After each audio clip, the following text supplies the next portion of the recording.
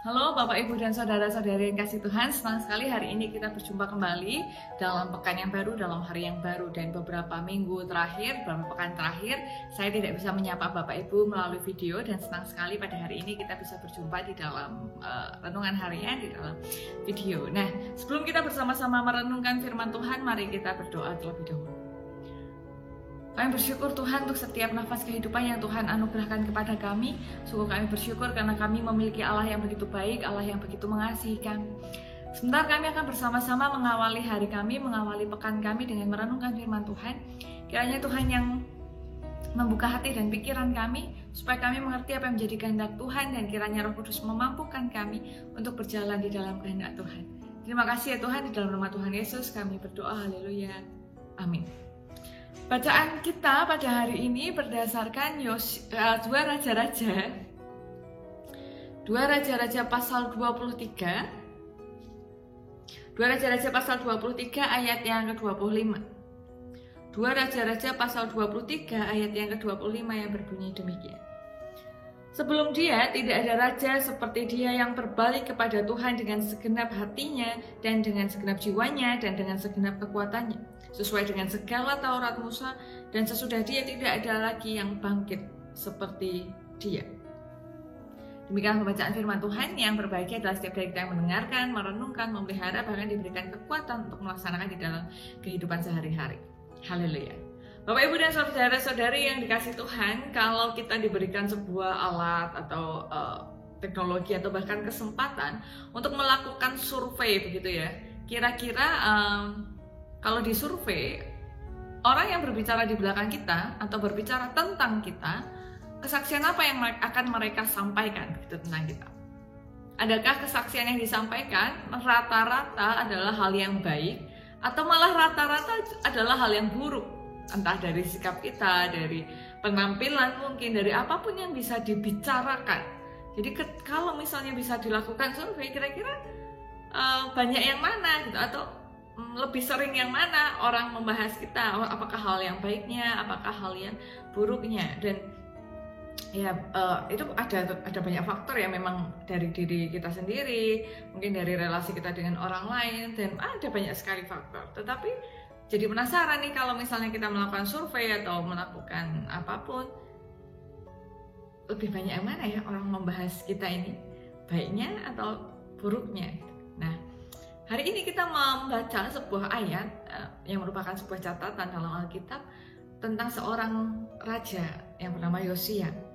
Dicatat dalam 2 Raja-Raja pasal 23, Yosia ini adalah seorang raja, satu-satunya raja yang menurut barusan yang kita baca ya, dia yang melakukan, yang berbalik kepada Tuhan, yang melakukan kehendak Tuhan, yang datang kepada Tuhan dengan segenap hatinya, dengan segenap jiwanya, dan dengan segenap kekuatannya, seperti yang dituliskan dalam Taurat Musa gitu. Jadi dia sungguh-sungguh melakukan apa yang baik begitu. Nah, uniknya adalah siapa sih Yosia ini? Jadi Yosia ini adalah seorang raja di kerajaan Israel Selatan atau Yehuda. Jadi waktu itu kerajaan Israel pecah jadi dua, kerajaan utara, Israel Utara, dan Israel Selatan, yang kemudian disebut dengan Yehuda.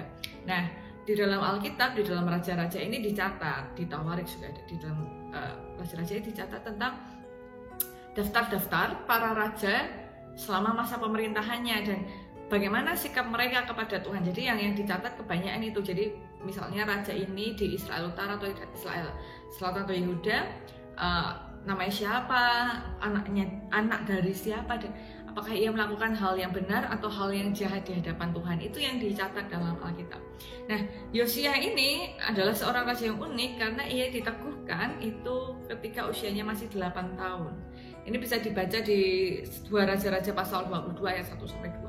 Nah, di sana dia diceritakan bahwa dia itu diangkat sebagai seorang raja, diteguhkan sebagai seorang raja ketika ia masih sangat muda, yaitu 8 tahun.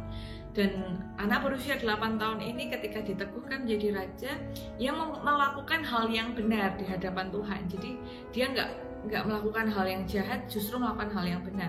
Kalau kita baca dari pasal 22 sampai 23, kita akan melihat bagaimana Yosia ini melakukan hal-hal yang radikal, yang ekstrim untuk mengembalikan lagi bangsa Israel menjadi umat kepunyaan Tuhan. Maksudnya gitu ya. Maksudnya mengembalikan kembali bangsa Israel untuk percaya lagi sama Tuhan, karena oleh raja-raja sebelumnya mereka itu diajak untuk berbalik dari Tuhan. Jadi bukan berbalik kepada Tuhan, tapi berbalik dari Tuhan. Jadi mereka menyembah berhala, mereka membangun mezbah-mezbah untuk berhala, mereka memiliki kepercayaan-kepercayaan yang di luar kepercayaan terhadap Tuhan begitu. Nah, Yosia mengupayakan segala hal yang bisa ia lakukan untuk mengembalikan supaya orang Israel ini berbalik kepada Tuhan. Jadi mereka kembali menyembah, memuja Tuhan gitu kan. Nah, tapi memang ketika kita membaca kok begitu yang ia lakukan gitu.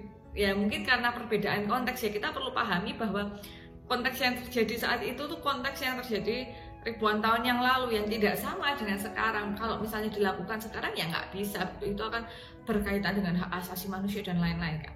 Konteksnya berbeda, sangat berbeda.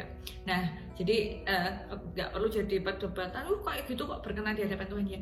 Ada konteks, jadi selalu ada konteks. Jadi dalam Alkitab itu ada konteksnya. Kenapa kok ini waktu itu ya walaupun terlihat kecil, walaupun terlihat kejam kok itu benar begitu.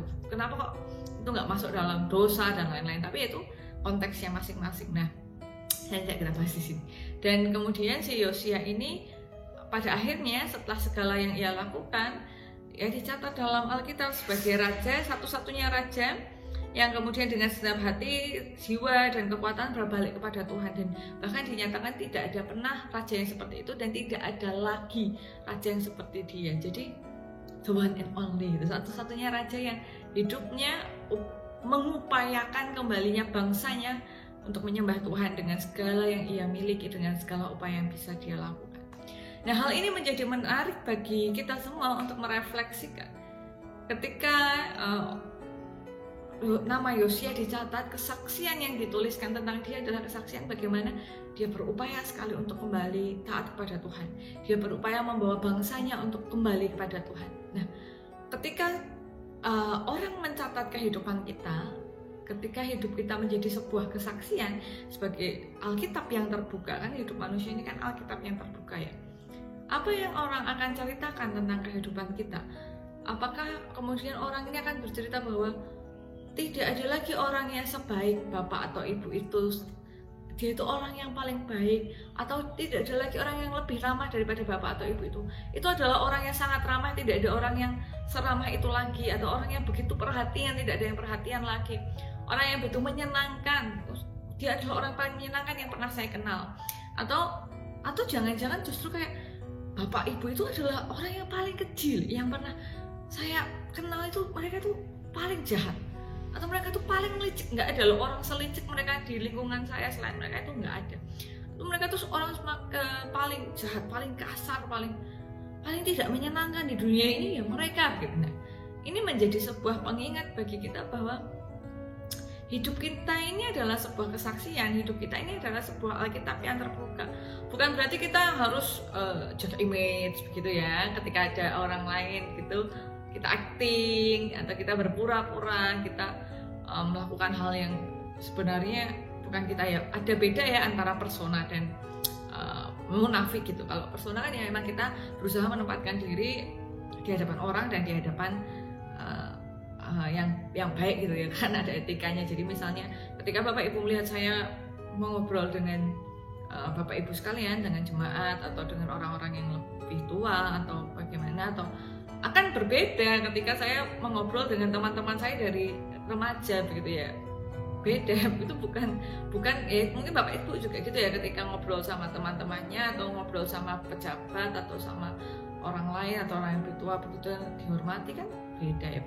Bukan berarti kita mau munafik, tapi memang ada kayak ya etika lah. Nah, tapi dalam bersikap, dalam hal kejujuran, dalam hal kebenaran, dalam hal keadilan, dalam sikap, dalam keputusan, itu tercermin dalam kehidupan kita sehari-hari, bagaimana kita membawa diri kita. Dan itu adalah sebuah Alkitab yang terbuka, yang mungkin suatu saat akan menjadi kesaksian. Enggak suatu saat ya, saya yakin orang-orang sudah banyak bercerita tentang kita, entah di belakang kita, di depan kita, samping kanan kita sudah cerita. Tapi ketika orang cerita tentang kita, apa yang mereka ceritakan? apa yang mereka tulis di WhatsApp-nya gitu. Tadi aku ketemu sama bapak ini, mereka begini begitu gitu.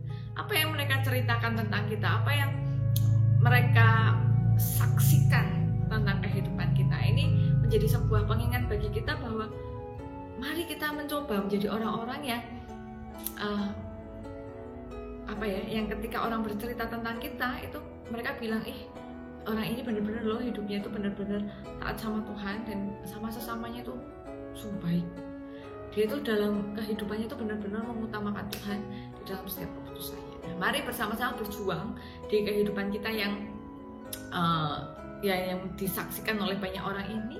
Kita berjuang untuk tetap taat pada Tuhan, untuk setia pada Tuhan dengan segenap yang kita miliki, segenap semuanya itu kita benar-benar fokus sama Tuhan dan mengasihi sesama dengan apapun yang kita miliki. Karena kira-kira apa yang mereka ceritakan tentang kita. Amin. Mari kita berdoa. Tuhan yang baik, Tuhan yang begitu besar dan berkuasa, sungguh kami bersyukur untuk setiap penyertaan Tuhan di dalam kehidupan kami. Dan kiranya Tuhan memampukan kami supaya kami dapat menjadi sebuah Alkitab yang terbuka, sebuah kesaksian yang menceritakan betapa besar cinta kasih Tuhan terhadap dunia ini. Dan kiranya Tuhan memampukan kami juga dalam bersikap supaya kami meneladan Tuhan Yesus di dalam hal mengasihi. Dan jikalau di dalam kami menjalani kehidupan ada dosa dan kesalahan, kiranya Tuhan berkenan untuk mengampuni kami. Dan secara terus-menerus kami berdoa bagi saudara-saudari kami yang terdampak COVID-19, baik fisiknya, kesehatan psikisnya, ekonomi sosialnya, kiranya Tuhan menolong mereka. Dan Tuhan kiranya memakai kami untuk juga menjadi saluran berkat bagi saudara-saudara kami yang sedang membutuhkan pertolongan. Dan kami serahkan seluruh pekan ini ke dalam tangan kuasa Tuhan. Kiranya Tuhan yang menuntun kami sehingga kami dapat melaksanakan kehendak Tuhan di dalam kehidupan kami, dalam pikiran, perkataan, dan perbuatan kami. Terima kasih ya Tuhan, di dalam nama Tuhan Yesus kami berdoa. Haleluya. Amin. Ya Bapak Ibu dan Saudara-saudari yang kasih Tuhan, demikian yang dapat saya sampaikan. Kiranya dapat menjadi hal yang baik dan tetap taati protokol kesehatan. Ini semua belum berakhir. Jaga kesehatan, lalu ya tetap semangat menjalani kehidupan. Sampai berjumpa di dalam pertemuan berikutnya. Salam sehat, Tuhan Yesus memberkati. Sampai jumpa.